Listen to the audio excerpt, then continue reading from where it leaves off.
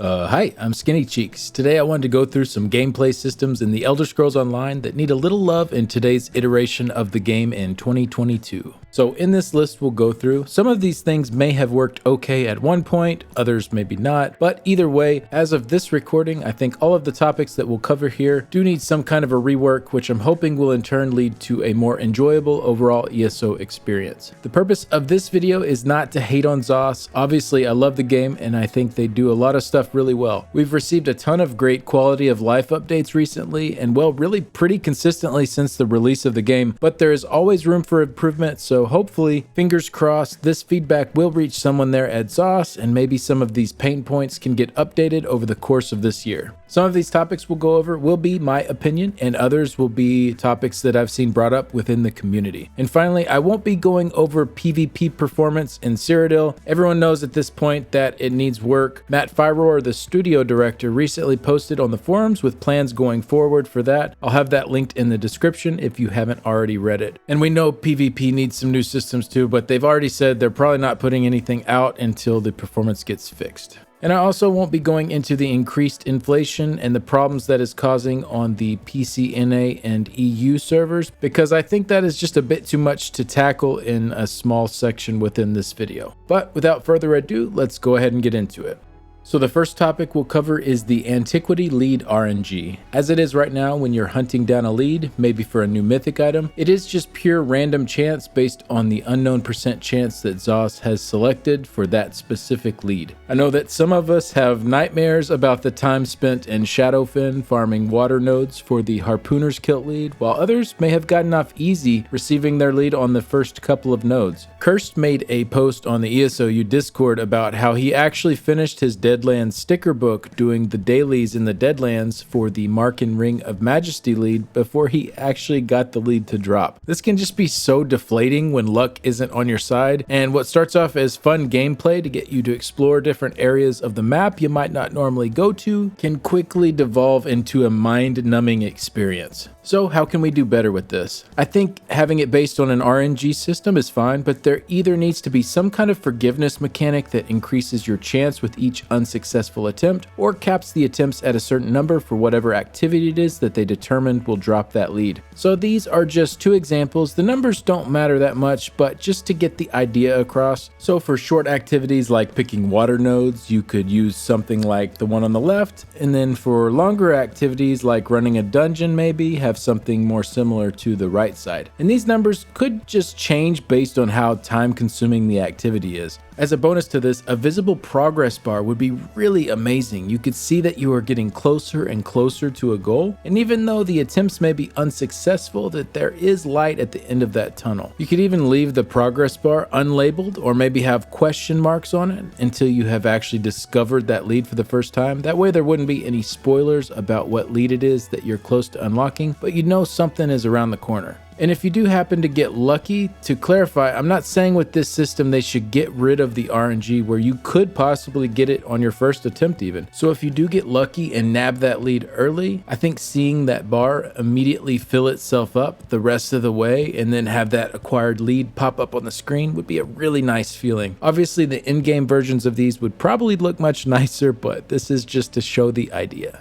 Alright, this next topic is Attunable crafting stations. So I'll just read straight from Nini Beanie's forum post here on this one. Right now we have 53 craftable sets in the game, so in total there are 212 furnishing slots needed to have all of them in a house, and there are more coming in the future. I'm fine with the concept of the attunable stations and their costs, but I would really like to have just one crafting station per crafting skill that lets me craft all of the sets I have attuned stations for. What I have in mind would be a master furnishing station that acts like a container in which you can place the attunable stations you have acquired, and then in the crafting menu you would be able to choose from all of the stored sets. I don't particularly care whether it should be possible to retrieve stored stations again, however, I really would like to make use of the attuned stations I already have. This would reduce the number of furnishing slots to 4, and it would greatly improve the user experience of crafting. It would make it so much easier to craft varied set items for master writs, for example. Keeping the stations organized in one's home is quite the challenge.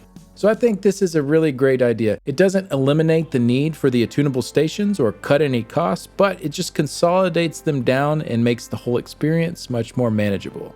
Okay, the next topic will be champion point levels 10 through 150. So after you hit level 50 for the first time, instead of gaining further character levels, you start gaining your champion points for your account with any experience that you gain. Any other characters will also be able to share these same champion points and will be the same champion point level once they hit level 50. So say I am champion point 388 and decide to level a second character. Well, as soon as that character hits level 50, they're immediately champion point 388.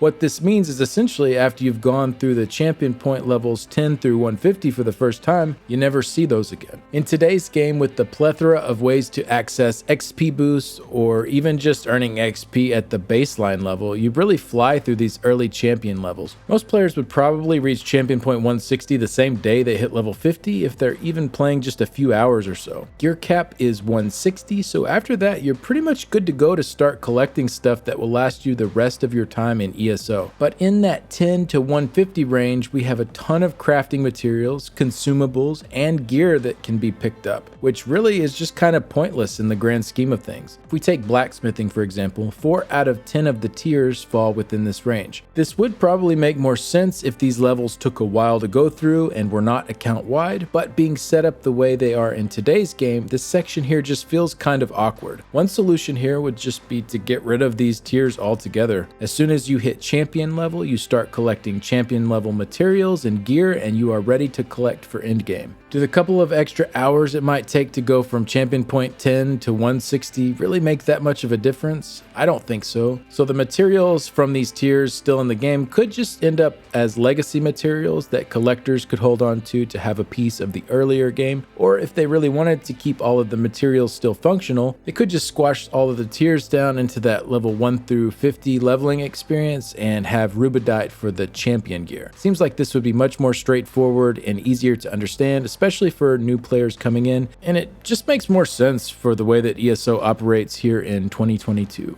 Alright, the next topic is guild bank space and management. This probably isn't a huge deal for smaller guilds, but I've seen a lot of complaints from larger guilds that the 500 slots you get in the guild bank just simply aren't enough. If you do have the guild capacity of 500 players, that comes out to only 1 slot per player in the guild bank. I understand these slots take up space on the server, so simply increasing all guild bank storage limits might be kind of nuts, but what if additional slots opened up as you reached different guild member milestones? So just as a possible example, when you hit 100 guild members, you can get 300 additional slots, and then every 100 members after that is another 300 slots that will open up to a total of 2,000 slots if you reach 500 guild members. This seems like a nice compromise, as only certain guilds would reach these milestones to unlock the additional slots, and it would probably line up more with the guilds that need them since they have more members. For the management part, it would be really nice if you could stack items within the guild banks. It is pretty time consuming to have to pull out items each time you want to put the same type of item in that would normally just stack with it, but instead you have to pull the items out, stack them in your inventory, and then put them all back in. I don't know how easy of a coding fix this would be, but it would be a really nice quality of life thing for managing items within the guild bank.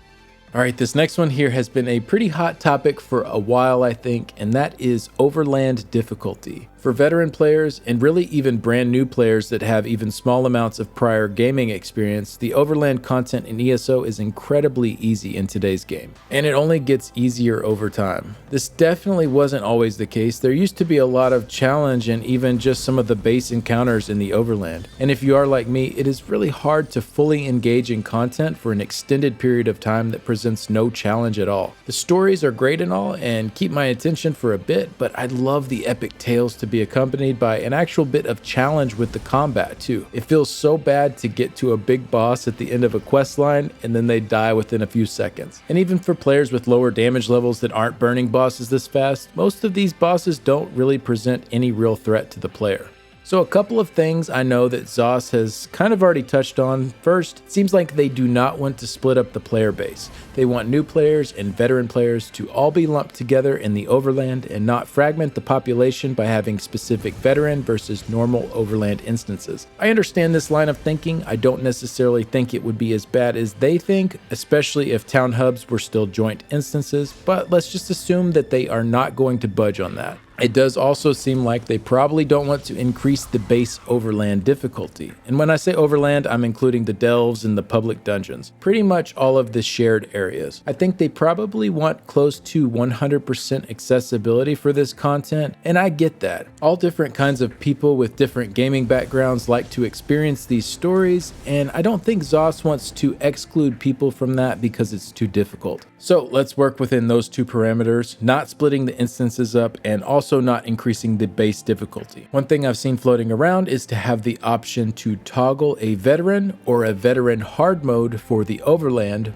but have that toggle specifically affect your character. So just as an example, maybe you can toggle on veteran mode and you receive somewhere in the ballpark of 33 to 40% reduced health, reduced damage dealt, reduced healing, and more damage taken. Toggling this on would also increase rare item drop chances, so maybe stuff like ethereal dust that has a very small chance to drop, maybe it could be slightly more common with this toggled on, and then increase the gold rewarded from quests and enemy mobs, and also have an increased chance for blue and purple quality drops over the green quality drops. And then beyond that, I think it would be even cooler if they added in an additional veteran hard mode, so the same sort of premise, maybe somewhere around 66 to 75% of a debuff on the same sort of stats on your character, but then also further increased rare item drop chances, gold rewarded blue and purple drops, and even maybe a small chance to get gold drops in the wild. And then possibly also double item set pieces from enemies that are guaranteed to drop item sets as well.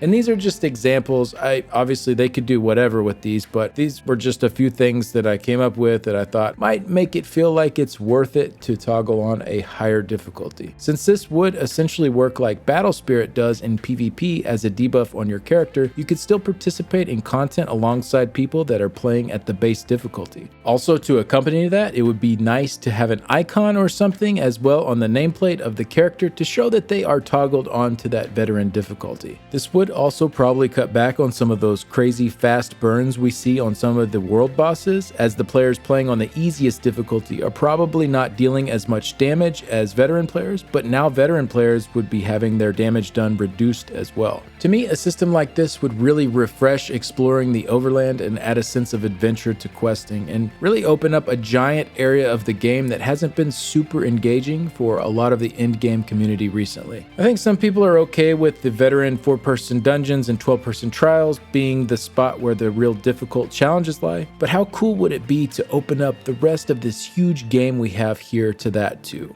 And then one more final idea about this, and thank you B King and Cap for sharing and helping out with this idea. B mentioned that it wouldn't necessarily feel great to just have your character weakened with these toggled debuffs, as players usually want to feel more powerful, not less. So this might take a little more effort. No idea if something like this could be implemented. I think it could, but what if ZOS could also accompany that debuff with a little bit of smoke and mirrors? So let's say we went with that 75% debuff in the veteran hard mode example. So a mob with 30,000 health that you deal, let's say 10k attacks to normally, they would die in 3 hits. Well, with the hard mode debuff, your attacks would be reduced to hitting for 2,500 damage, and it would now take 12 hits to kill that same enemy. So the idea is, instead of seeing that reduced amount of damage you're dealing, what if ZOS did a little bit of trickery, and with the vet hard mode on, you still saw your attacks hitting for that same 10k, but now you saw the enemy's health at 120k. Effectively, this is still the same thing. You would still take 12 of those 10k hits to kill them. So essentially, someone on normal would see them at 30k health, but you would see them at 120k health, even though they actually have the same amount of health for both of you. I think this is a really creative solution to this, to be honest. Like I said, I have no idea how practical something like this is to implement, but I think it would be really cool to keep that immersion of growing in power. Overall, I'd love to see something though. For so many players, having Overland spiced up would really add so much life to such a massive part of the game.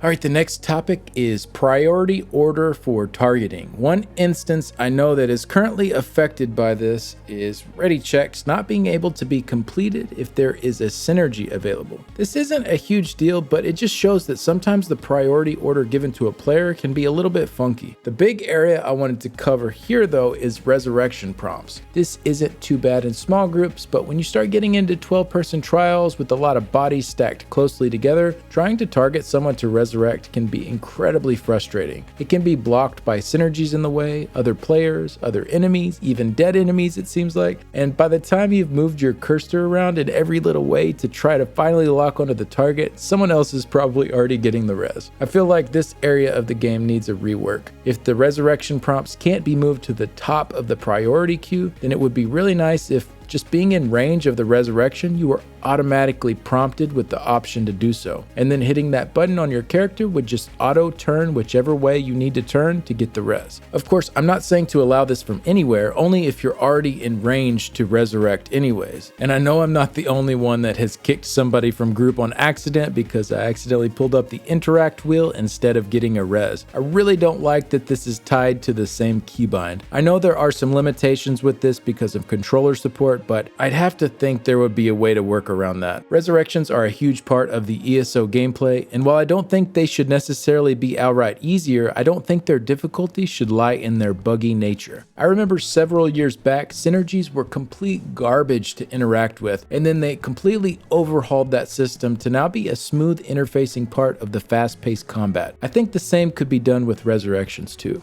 Alright, the next topic is Stackable Siege. I've heard many a Fangrush rant about this one. And thank you to Code for bringing up this topic again. It looks like the different possible health levels of the Siege is the limitation on their end for allowing them to be stackable. So I'll actually just read his idea for this and the solution he presented. So this was originally a message that he submitted to Zos as feedback for how Stackable Siege could be a thing. You said that the reason you can't stack Siege is the health. So how about this solution? All Siege will always deploy at full health, i.e. packing up Siege effectively repairs it to full. Only Siege that has high health, something like 90% or higher, can be packed up. This way, you don't need to track the health of the Siege in the bag or the bank since they all have the same identical full health. Plus, I imagine this would also slightly reduce the amount of data you're storing in the database, no? It still allows for someone who had just deployed their Siege to immediately pick it up again if they placed it in a bad spot or couldn't get an angle on their target, for example. But once the equipment has had some use, then it must either stay there or be repaired before it can be packed up. I imagine that this would also make repair kits a bit more desirable. So I really liked this thought. I thought it was a pretty creative solution to the Stackable Siege that has been requested for some time now.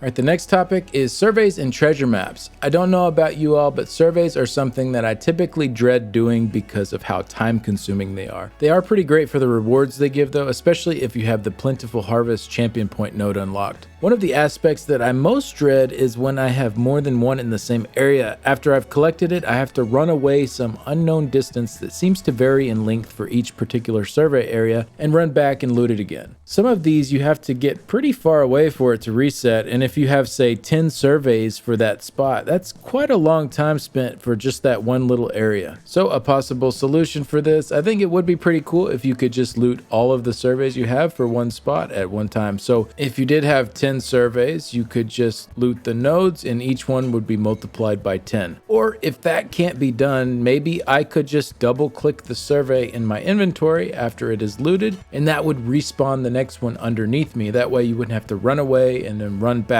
each time. You could just double click in it and would automatically respawn it under your feet. Brinks also had the idea of them going into the craft bag for ESO Plus members as an additional bonus. I think this is pretty cool too, just a quality of life thing, but you kind of have to dump everything out of your inventory to make room for these if you're going to collect a bunch at once, and this would just make it a little more user-friendly. I also think furnishing materials should be added to these surveys. They are materials and they normally drop from these types of nodes, so why not have them on the survey nodes as well? And then finally, for treasure maps, please let them be stackable. If I have 3 of the same spot and I want to go dig it up, I have to have 1 on my character, 1 in the bank, and 1 in my mail. It would be so nice if these would just stack up in a similar way that surveys do. All All right, the next topic is transmute rewards and costs. The first thing I'll say is that I'd love if there was an in-game source of information on these in the help menu, somewhere I can see where I can earn them and how many I can receive from doing various activities. This info can be found on various websites, but I found the information out there isn't consistent across the board, and you pretty much have to test it yourself to verify that it is still true. I do believe the one on the ESOU website is pretty up to date though, but I can't promise that it is all 100% accurate. So one thing I couldn't find online anywhere was how many transmutes I'd get for doing my daily battleground queue. So I queued up for one to find out. Pretty much works the same way as a random dungeon queue, except you do a battleground instead. You do have to get in first or second place to earn the reward box, which makes sense because you'd probably have a lot of people queue and then go AFK otherwise, only caring about getting their reward. But I queued in, I only waited 4 or 5 minutes, so not too bad. We actually did end up winning and I got the in-game mail with my rewards. I opened it up to be very underwhelmed with only 1 transmute crystal. And if I would have gotten 3rd place, I wouldn't have gotten any transmute crystals and I would have had to queue up and do it again. Compare this to a daily random dungeon that gives you 10 transmute crystals upon completion. I think adding more transmutes as a reward would be an easy way to encourage more battleground queues. I'd say go up to even 15 maybe instead of the 10 you get from the daily random dungeons, since it does require you to get 1st or 2nd place, so you might end up having to queue more than once. I know I'd be much more likely to jump in the queue each day if I had a nice little bag of transmutes waiting on me when it was over. Another one here I think is a bit out of line is the weekly trial coffer. Only 5 transmutes from that one as well compared to the 10 from a daily dungeon. Would love to see that one bumped up to 10 as well.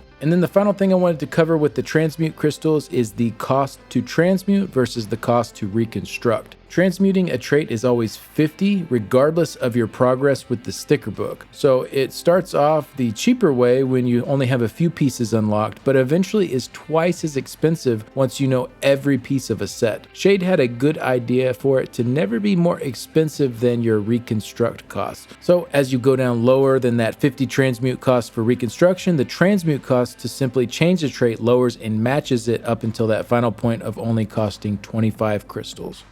The next topic will be Undaunted Keys. They've made some quality changes to these over the years, but with the recent addition of curated RNG and other item collecting aspects of the game, having these still rely on pure chance to purchase the shoulders for a monster set can be pretty frustrating, especially with the time commitment needed to earn keys. I think they should either move to a curated system with these two, or have an additional higher costing option where you can outright pick the one you want. So early on, it would probably be better just to roll the dice with the low cost ones and get what you get to start collecting, but towards the last few pieces you need, you might want to just buy them outright. Maybe 15 keys instead of 5, or maybe even 20, but you can pick the exact set and weight that you want.